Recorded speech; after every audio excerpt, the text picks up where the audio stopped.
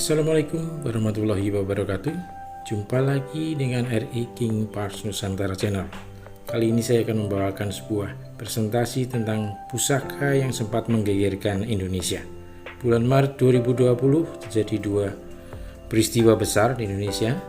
Yang pertama adalah mulai masuknya COVID-19 terdeteksi masuk ke wilayah Indonesia. Pemerintah telah dengan sigap menanggulangi dengan berbagai cara agar wabah ini tidak terus meluas.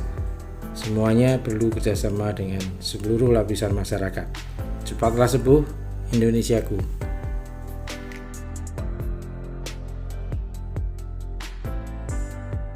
Peristiwa kedua adalah terdengar kabarnya bahwa pusaka-pusaka dari negeri Belanda milik Indonesia akan segera kembali. Salah satunya adalah sebuah pusaka yang menjadi andalan seorang pahlawan nasional besar kita yang telah mengobarkan Perang Jawa di tahun 1825-1830, yaitu Pangeran Diponegoro yang saat itu berhasil membuat kocar-kacir Belanda dan mengakibatkan kerugian material yang sangat banyak sehingga membuat Belanda hampir bangkrut saat itu. 10 Maret 2020 di Istana Bogor, Raja Belanda Willem Alexander beserta istri Ratu Maxima datang ke Indonesia menyerahkan secara simbolik sebuah pusaka yang menjadi ageman Pangeran Diponegoro, yaitu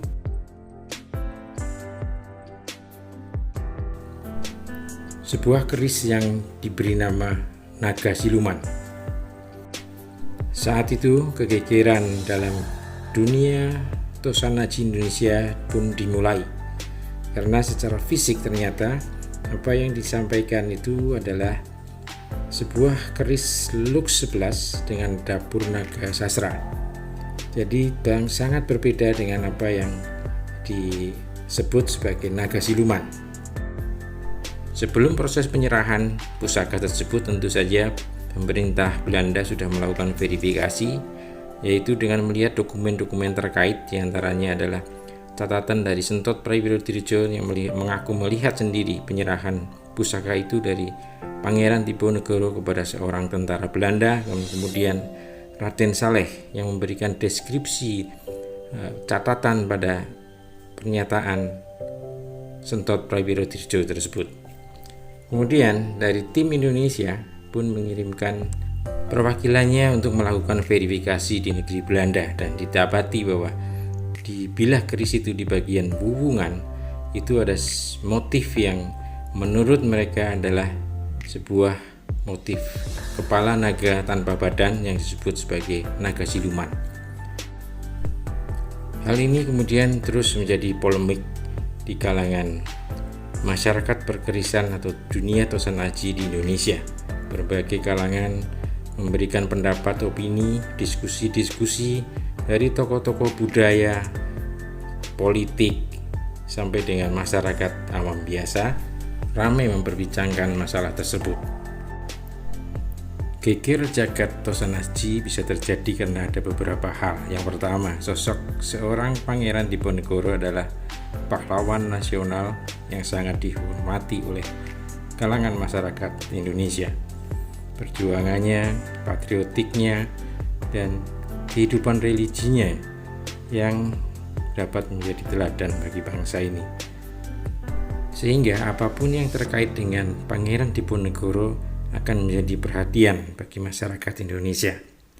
Selanjutnya, dua keris naga sasra dan naga siluman adalah dua dapur keris yang sangat terkenal. Apalagi naga sasra adalah sebuah pusaka piandel dari kerajaan besar Majapahit yang memiliki seorang Mahapatih Gajah Mada dengan sumpah palapanya yang ingin mempersatukan Nusantara. Nama naga sasra menjadi makin terkenal setelah diterbitkannya sebuah cerita silat berjudul Naga Sasra Sabuk Inten karangan S.H. Mintarja. Mitos dan cerita-cerita kehebatan dan kesaktian keris naga siluman juga menjadikannya target buruan para kolektor pusaka. Nah, seperti apa ricikan lengkap dari keris naga siluman ini kita lihat dari pendapat beberapa pakar yang dapat kita akses dengan mudah melalui literatur mereka.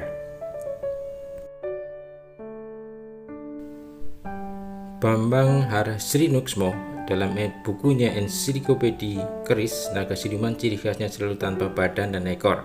Mulutnya menganga, biasanya diberi sumpalan emas atau batu mulia.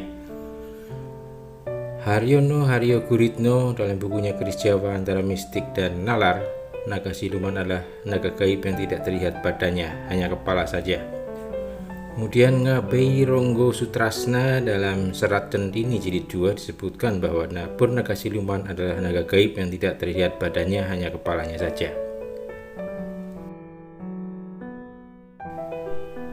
Selanjutnya mari kita lihat bersama-sama bentuk keris dapur naga siluman secara fisik seperti apa.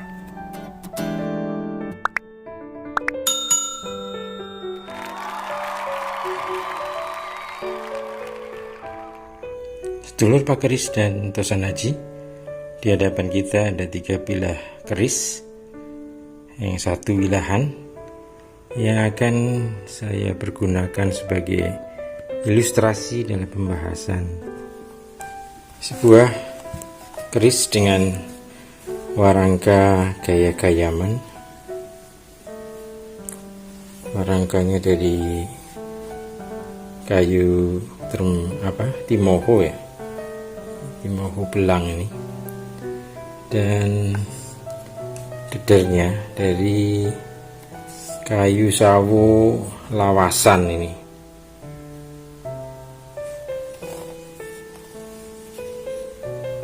Pendok model blewah. Kita akan lihat bilahnya seperti apa. Bismillahirrahmanirrahim.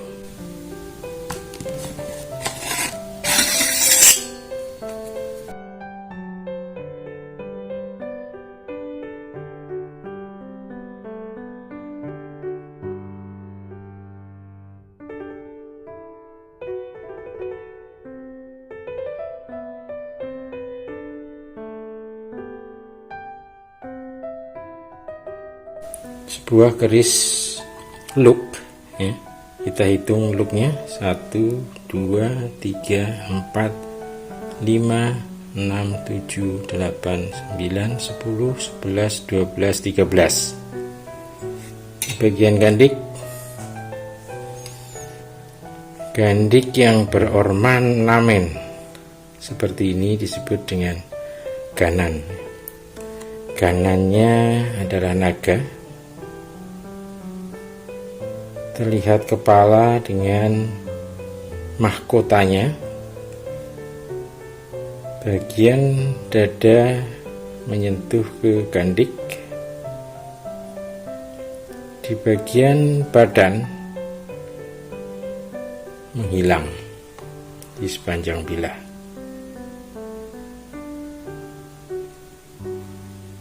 Di mulut naga ini kita cek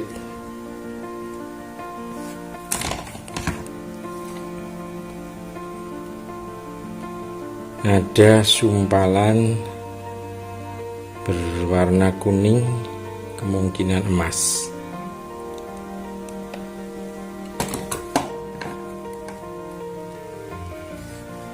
Bentuk gonjo, wilut,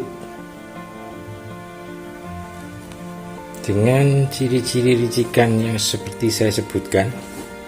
Tentunya sudah memenuhi apa yang dideskripsikan dalam tiga buku yang sudah kita lihat bersama-sama, yaitu ketiganya menyebutkan tentang biasanya hanya terlihat kepalanya saja, badan dan ekornya tidak terlihat, dan di mulutnya disumpal dengan emas atau batu permata. Itu adalah ciri ricikan dari dapur naga siluman Luk 13. Nah, seperti inilah seharusnya naga siluman yang menjadi perbincangan dalam bulan Maret 2020 sampai dengan sekarang tentang pusaka ageman Pangeran Diponegoro yang dikembalikan dari negeri Belanda dengan nama Nogo Siluman. Kalau kita merujuk pada pakem ricikan, seharusnya keris yang kembali itu kurang lebih bentuknya akan seperti ini. Intinya badan dan ekor itu menghilang, tidak terlihat. Itu adalah ciri utama dari dapur Nogo Siluman. Adapun mengenai look ini bisa bermacam-macam, tapi jumlah look tertinggi dalam keris Jawa itu adalah 13, dan inilah bentuk keris Nogo Siluman yang memiliki jumlah look tertinggi. Karena biasanya bermacam-macam, ada yang look 3, 5, 7, 11, atau bahkan yang lurus pun ada. Intinya keseragamannya ada di sini. Badan dan ekor sampai dengan ekornya menghilang. Ada kanan naganya, ya. Dan bentuk mahkotanya seperti mahkota Kresna. Jadi saya kira inilah bentuk sesungguhnya dari keris naga siluman.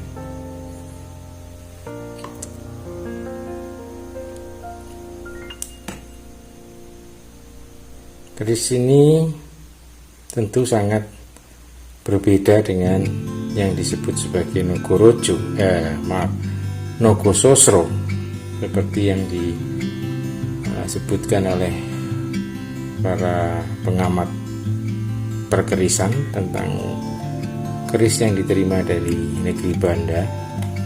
Ya, ada yang menyebutnya Nogo Sosro, ada yang menyebutnya Nogo Rojo. Jadi saya memiliki sebuah keris. Ya, ini keris kamardikan ya, kita nggak usah mempersoalkan tentang garapnya.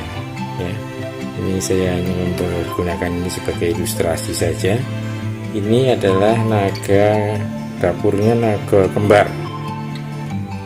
Di kedua ada dua ekor naga di bagian sor-soran, ya, masing-masing memiliki mahkotanya dan badannya terlihat sampai ke ujung ekor, dan ini disebut sebagai Nogo Temanten Kamarogan. Ini penuh, ini look looknya 13 ya, 1, 2, 3, 4, 5, 6, 7, 8, 9, 10, 11, 12, 13. Ini looknya 13. Jadi Nogo Sosro yang dimaksud dalam geger jagat perkerisan itu adalah kurang lebih seperti ini. Kita ilustrasikan seperti ini ya. Nah ini dia. Beginilah kira-kira bentuknya. Ya. Jadi Nogo Sosro itu bentuknya terlihat semua, dari kepalanya, mahkotanya, kemudian badannya, seluruh badannya terlihat sampai ke ujung ekornya, ya. Makanya perbedaannya sangat kentara. Kalau disebutkan sebagai naga siluman, seharusnya hanya sampai di sini, badannya menghilang sampai ke ekor, tidak ada lagi. Makanya itulah yang dipersoalan oleh kalangan masyarakat Tosanaji, bahwa apa yang diterima itu bukan dapur Nogo Siluman, ya. Tapi kemudian pertanyaannya adalah, apakah Nogo Siluman yang dimaksud itu hanya sebagai gelar atau dapur? Karena jarang sekali dapur dipergunakan untuk menamai dapur keris yang lain. Biasanya menggunakan gelar-gelar lain ya. Sedulur pakeris dan Tosanaji, pembahasan khusus tentang pusaka naga siluman ini akan kita lanjutkan dalam Geger Jagat Tosanaji Pusaka Sang Pangeran jilid kedua. Karena mengingat pembahasannya terlalu panjang durasinya, maka akan kita lanjutkan dalam sesi selanjutnya. Dan apakah pembahasan atau polemik tentang pusaka Sang Pangeran ini akan menjadi semakin tinggi intensitasnya, kita akan jumpa lagi pada jilid kedua yang akan segera saya tampilkan pada minggu berikutnya. Terima kasih atas perhatiannya. Sampai jumpa di jilid berikutnya. Wassalamualaikum warahmatullahi wabarakatuh.